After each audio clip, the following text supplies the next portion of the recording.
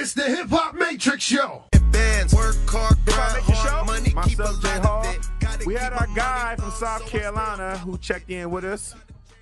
Our man Childish Major. We talked about a lot of things. First of all, let me go ahead and apologize to you because I was talking to him after he was doing the show with Big Crick and a few other artists. So you're going to hear a little static in the background. But besides that, though, he's a young guy coming up in the game, producer. He's done things for Jeezy. He's produced with Pharrell. He's considered the next little golden child, you know. So kick back, listen. Childish Major right here, Hip Hop Matrix Show.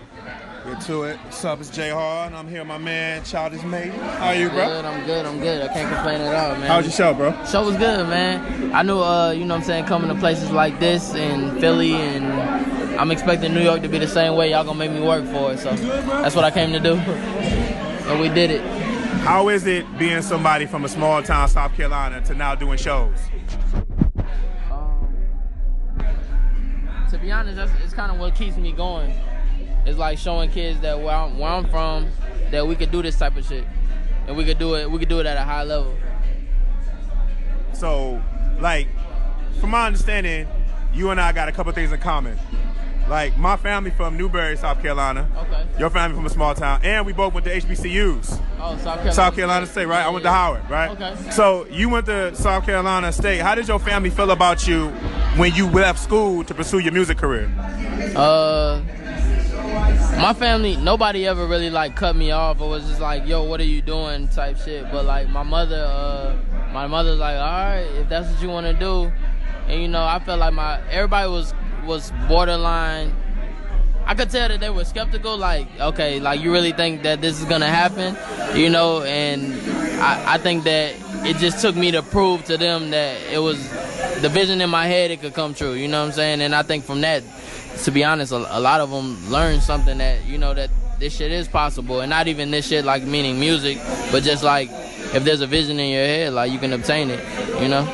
How did you get started? Like, was it the producing first or the rapping, or did it both come naturally? Because I know I saw you from seeing your name on some credits. I mean, I had always been rapping. Just my father was a rapper and a producer, and just from that. But my mother always played rap music and stuff like that. My mother always played music in general. My family always just played music, and it was always just around. So I would say I always been rapping, but I started off taking production serious because somebody told me that producers make all the money. They wasn't lying to you. Yeah, you know what I'm saying? So somebody told me producers make all the money, so that was my aim. I felt like that was my introduction. Once I started producing and getting placements, producing just wasn't enough for me as far as like for my spirit. So the dream was always to be a rapper, both? I wouldn't say the dream was to always be a rapper. I thought I would be content with just staying behind the scenes and just doing it. I thought that would be it. But then it's just like somebody tell you can't do something, it's like, oh, fuck it, I'm gonna do it. Okay. Yeah. Now, what would you say, like, the first song that kind of put you in the door, like, in the game? You don't even know, for sure. You don't even know Rocco Future Rick Ross. That was hands down the record. The phone call started ringing? Yeah, for sure. No, like, I could never change that story. Like, there's no other record that put me in the door. That's the record. Hands down? Hands down. So who was the first celebrity or someone that you looked towards that, like, looked out to you, that, like, reached their hand out to you? Jeezy was the first person to really put me in mold and really bring me in and, like, appreciate it.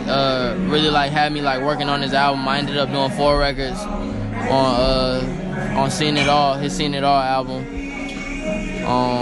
He was the first person, but I would say as far as, like, artistry, Pharrell is somebody who just inspired me before I met him. And then when I met him and played him, like, some records that I had been working on, he was somebody who was like, yo, you told you had good talent, right? Yeah, for sure. How that make you feel when Pharrell, somebody like that, tell you? I was like, oh, he's bullshit. You just tell him this way you tell all the kids, you know what I'm saying, and shit like that. But then I really started to see it. Then I met Crit.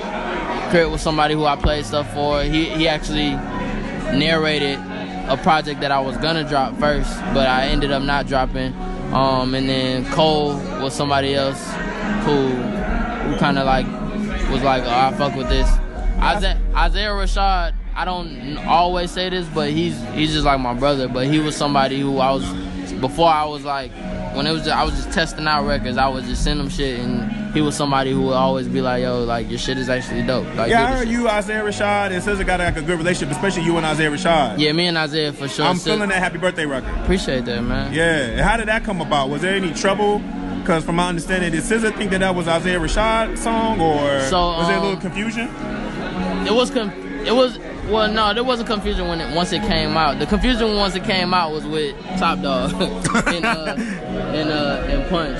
But it was my record. It was my record at first. I sent it to Isaiah. Isaiah wanted to use the record on his album, but my birthday came around, and I was like, I want to drop something. Why not drop Happy Birthday? And SZA had done. Now, when SZA did her part, she did it originally for Isaiah because she thought it was Isaiah's record, but I was still on the record. So when I wanted to put it out, I hit SZA up directly. I didn't hit Punch. I didn't hit Top Dawg. Okay. I hit up SZA directly, and SZA gave me the okay, but I didn't get the okay from Top Dawg and Punch. So when I put it up and I posted it, I was just getting a bunch of calls and texts. And then me and Punch have a relationship too, just based on me working with SZA and Isaiah in the past. And he hit me and he was like, yo, like, you good, we support you. Like, keep the record up, but next time just let us know.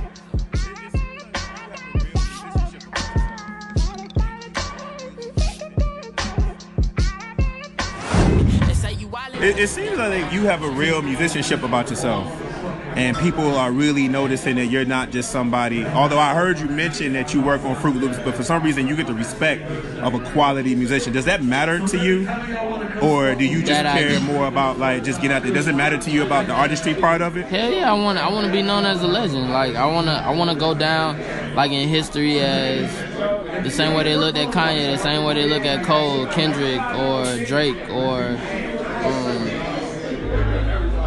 a Jeezy, a Pharrell. Like I want that type of impact on culture. I don't want to just be somebody who was able to do it and they did it. I want to fucking go down as a legend. Is there anything you learned from like performing? Because a lot of people from the new generation, they rely more on just YouTube, the views. How important is performing to you? And you up here with some quality people that are really seasoned their performing, like the Sci-Hi, the Prince, Big Crit, and Ty Dolla $ign. How important is that for you to be on that stage with those kind of people? It's like the most important thing, and more important than performing and entertaining is just connecting. I just want to make sure that I connect. I want to make sure that at the end of the day they get it, and they get me, and then that they pull something that they saw in themselves and was like, okay, I can relate to this guy. Let's talk about this woosah for a second. For sure. Now, from looking at you, you would think that you would be too young to know what the woosah means, right? But it go to show you that you probably do, right? Actually, I checked out the video and everything. Yeah. What is the woosah like to you? What is something that you trying to get across in that? Woosah for me is it's on two sides. Just on a real life side, it's just like you gotta cut out all the bullshit. You gotta cut out all the bullshit. You gotta focus on what it is that you want, whatever that is. Whether you're talking about a relationship, whether you're talking about money, whether you're talking about your career, you gotta cut out all the bullshit and you gotta just focus in and lock in, and you can obtain that. And that's pretty much what it is for me though. Like woosah with the $sign and all that. That's just what I was going through. So I was going through relationship problems, and I was going through me being a producer who was in a. I had a Billboard article with Metro Boomin and Sunny Digital. Okay. I didn't, even though I had that, my pockets didn't say that. You know what I'm saying? My pockets didn't say that. The calls that I was getting wasn't saying that. I wasn't executing in that way where I felt like I was supposed to be there. And it was me trying to figure out what the fuck am I supposed to do. And I figured out that I wasn't meant to be just a producer. I'm supposed to be an artist. It's a message that I'm supposed to be out here giving. It's crazy that sometimes we forget that artists got their personal travel, how they came through a song. So when I first heard it, it made me think about the bullshit of social climate that's going on right now. And that time they kind of woosah, because there's a lot of bullshit that's kind of going on, you know what I mean, socially and everything. Is that some way also, too, you can kind of contribute to that? I'm going to tap into all that because that's just who I am. Like, I mean, I'm a black male from South Carolina. Like, they still have KKK rallies there. It's like, that type of shit is like, that stuff is going on. I deal with that. I got a lot of, you know what I'm saying, a lot of my family is black, and we deal with that shit. A lot of my friends, they black, they deal with that shit. Like, That's just I don't know how to get away from that. Like there's no escaping it. There's no escaping it. My grandfather is a pastor. We have conversations, so it's like I can't ignore this shit. I can't act like that shit's not going on. It's life shit. It's relationship shit. It's money. It's life. Yeah. You still DJ? Hell no. What happened with that, yo? I was trying to find myself. You respect the craft, you just was like just trying to find it? Or? Yeah, I was just trying to figure it out and figure out a way to make some money. It must be nice to have so much talent you can give one away though. You can just like, most people break their neck to try to do one thing. I mean, I'm gonna still do that shit even. I'm gonna still do it for fun. I still got a board. It is fun. It's fun to do, but it's not like a focus. It's not something that I'm trying to push. I might like do same way you see Erykah Badu and she pull up and DJ a party. Word. I'm trying to be on some shit like that. So it hasn't leave you, it just kind of chilling for a second. It's just chilling. Let me ask you this final question real quick. You get a chance to work with one of your favorite artists. For sure. You want to produce for them or you want to rap with them? And you only had one other choice to do. Which one would you prefer? Rap. And who would the artist be with? Fuck. Can I name more than one? Yeah. Feel free. All right, it's either gonna be Jeezy, Kanye, Pharrell, or Frank Ocean. Now, why rap over producing? Why rap over producing? When you produce a record, it's like, oh, this is a dope beat. When you say something and people feel it, it hits the heart. I can feel that. Is there anything you got coming out that we should be aware of besides this Woosah right here? We got a lot of music. Just got a lot of music. Okay. Well, you definitely somebody to keep the eye on, man. I'm definitely going to be keeping my eye on you. And there's so much I had learned from you right now, man. But trust me, with all the talk that they talk about the new generation, you're like one of those that I like fight for to say, yo, like this individual know what he got going on. He has a plan. He know what he want to do. And I think that's important. The fact that you actually put your heart in performing, because a lot of people don't care about performing now. They want to get their YouTube, they good, they smoke, and they straight. But it seems like you really care about the art. I mean, the fact that you said Pharrell told you was good, but you care a little bit more when Crit told you was good, that shows me about your ear right there and who you listening to. So I want to see you, man. I want to see you keep going. Let's see you keep going. Appreciate you, man. I really do. Really do mean that, man. Keep it going. Yeah. I'm going to be watching you, man.